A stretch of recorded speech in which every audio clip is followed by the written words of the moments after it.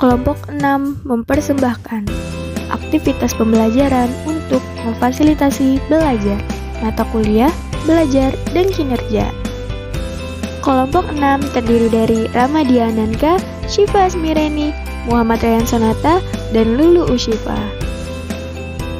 Setelah melihat video ini, mahasiswa diharapkan mampu menjelaskan pengertian dari aktivitas pembelajaran secara benar, mampu menentukan aktivitas pembelajaran sebagai kegiatan yang dapat memfasilitasi belajar dengan jelas, mampu memberikan contoh praktik memfasilitasi belajar melalui aktivitas pembelajaran secara tepat. Apa sih yang dimaksud dengan belajar? Belajar adalah sebagai suatu proses di mana suatu organisme berubah perilakunya sebagai akibat pengalaman. Belajar juga dapat diartikan sebagai suatu upaya memperoleh pengetahuan atau keterampilan melalui instruksi. Selanjutnya ada memfasilitasi pembelajaran, yang berarti kegiatan guru dalam membelajarkan siswa. Selanjutnya, hakikat aktivitas pembelajaran. Aktivitas pembelajaran terdiri dari dua kata. Yang pertama, aktivitas.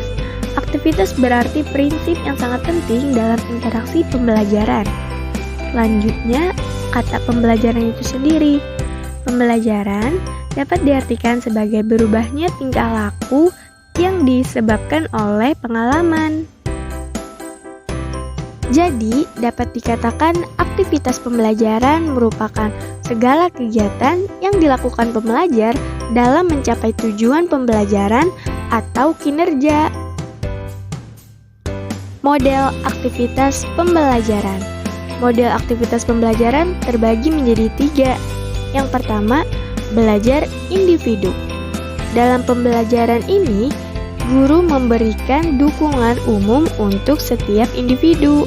Yang kedua, belajar kelompok kecil. Kelompok ini terdiri dari 3-8 orang, di mana guru membimbing setiap anggota lebih dalam. Yang ketiga, ada belajar kelompok besar, memiliki jumlah anggota relatif besar dan terbentuk dari beberapa kelompok kecil yang masing-masing kelompok menangani tugas tertentu. Aktivitas pembelajaran memiliki banyak manfaat loh.